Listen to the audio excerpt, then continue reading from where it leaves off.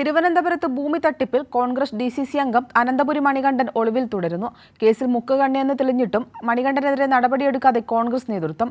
പ്രവാസിയുടെ കോടികൾ വിലമതിക്കുന്ന ഭൂമിയാണ് പ്രതികൾ തട്ടിയെടുത്തത്. പ്രതിക്കായ അന്വേഷണം ഊർജിതമാക്കി പോലീസ്.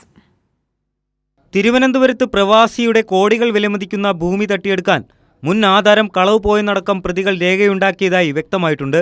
കോൺഗ്രസ് DCC അംഗം അനന്തപുരി മണികണ്ഠനാണ് രജിസ്ട്രേഷന് വേണ്ടി ഓഫീസിൽ വന്നതെന്ന് സബ് രജിസ്ട്രാർ ഓഫീസിലെ ജീവനക്കാർ ഇതിനകം മൊഴി നൽകി. കേസിൽ പിടിയിലായ മെറിനും മണികണ്ഠന്റെ നിർദ്ദേശപ്രകാരമാണ് തങ്ങളെല്ലാം ചെയ്തതെന്നാണ് മൊഴി നൽകിയിരിക്കുന്നത്. കോൺഗ്രസ് പ്രാദേശിക നേതാവ് അനിൽ തമ്പിയുടെ ഭാര്യാപിതാവാണ് മെറിന്റെ പക്കൽ നിന്നും ഭൂമി വാങ്ങിയ ചന്ദ്രസേനൻ. അമേരിക്കയിൽ താമസമാക്കിയ ഡോറയാണ് തട്ടിപ്പിനിരയായത്.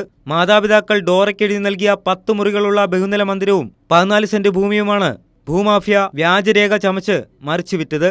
21 വർഷങ്ങൾ മുമ്പാണ് ഡോറ നാട്ടിൽ വന്നു പോയത്. ഡോറയുടെ ബന്ധു കരമടയ്ക്കാൻ എത്തിയപ്പോഴാണ് കോടികൾ വിലമതിക്കുന്ന ഭൂമി ചന്ദ്രസേനൻ എന്നയാൾ വാങ്ങിയെന്നറിയുന്നത്. തുടർന്ന് നടത്തിയ പോലീസ് അന്വേഷണത്തിലാണ് തട്ടിപ്പിന്റെ കഥ പുറത്തായത്. ഭൂമി ഇടപാടിനായി നൽകിയ ആധാറിലുണ്ടായിരുന്ന ഫോൺ നമ്പർ കേന്ദ്രീകരിച്ച അന്വേഷണത്തിലാണ് പ്രതികളെ കണ്ടെത്തിയത്. തട്ടിപ്പിന്റെ മുഖ്യ സൂത്രധാരൻ കോൺഗ്രസ് നേതാവ് അനന്തപുരി മണികണ്ഠനാണെന്ന് പോലീസിന് ഇതോടെ മനസ്സിലായി. പക്ഷേ ഇതിനിടയിൽ മണികണ്ഠൻ മുങ്ങി. മുൻ മന്ത്രിമാരടക്കമുള്ള കോൺഗ്രസ് നേതാക്കളുടെ സന്തത സഹചാരിയാണ് മണികണ്ഠൻ. ഇവരുടെ ബന്ധങ്ങളും മണികണ്ഠൻ തട്ടിപ്പിന് ഉപയോഗിച്ചിട്ടുണ്ടോ എന്നും കണ്ടെത്തേണ്ടതുണ്ട്.